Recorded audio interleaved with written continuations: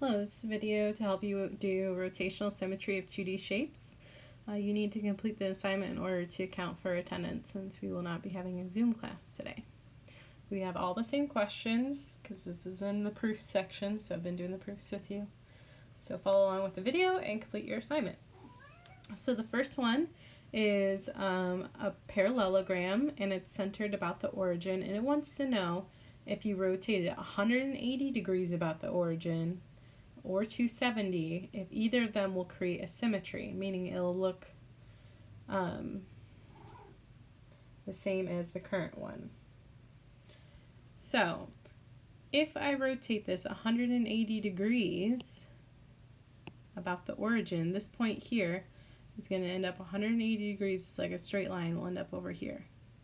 Same thing about this point, 180 degrees, be a straight line over here. So we do see that it is, if we connect those where I just showed the new points are going to be, it's going to form that same shape. So yes to 180. Now 270, it's going to look quite different. 270 is the same thing as negative 90, if you want to kind of think of it that way. So that would kind of turn this section be more up here, and this will be down here. So it's going to run more of like a vertical look. So we know that's not going to be the same. So we're going to go ahead and say no. And on the next slide, you can actually see what these would look like. So this is where I said 180 degrees. When it rotates, it'll look exactly the same. So that's why it's yes. And then for 270 degrees, no. Like I said, it looks more vertical now.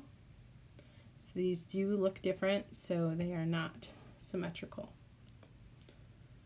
So yes for 180, no for 270. Here we have an isosceles trapezoid. Isosceles means two sides are the same.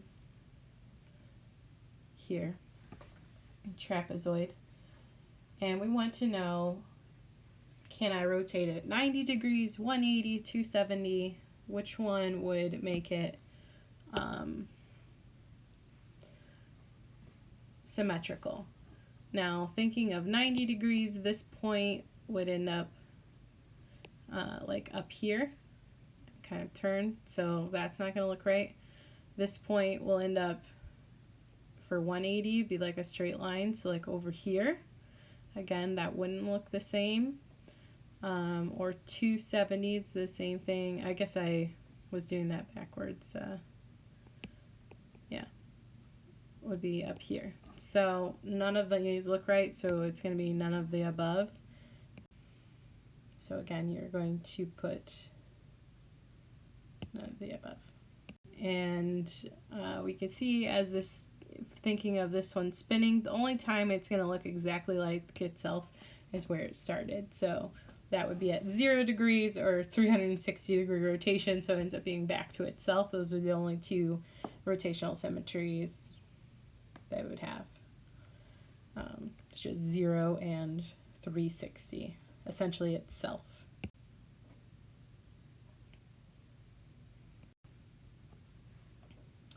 All right, so here we have a kite, and we want to know, can we have symmetry if we rotate it 90 degrees and 180? So I'm thinking of this point, rotating it 90 degrees. So over here would end up like over here. 180 would put this one directly across over here. And again, that doesn't look quite right.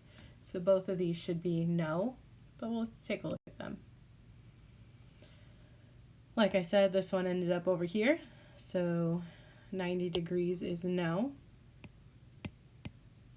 They do not have rotational symmetry. And then over here for 180 degrees, like I said, the point down here ends up over here. Again, that doesn't look the same. So we're going to say no for 180 as well. So both answers for this one are no. Last one, we have a circle.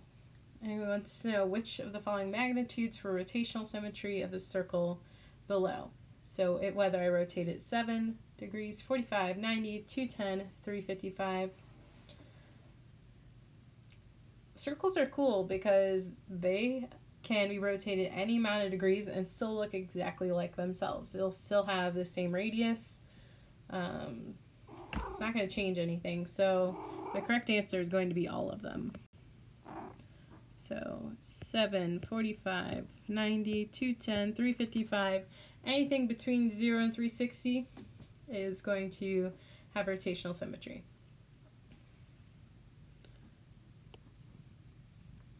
And we actually see here it says the circle has every magnitude of rotational symmetry. 1 degrees, 2, 2.5, 2 3/4, 3, 4, 5, 6, 7, anywhere between 0 and 360, all of them are going to have rotational symmetry. That's all. Have a good day.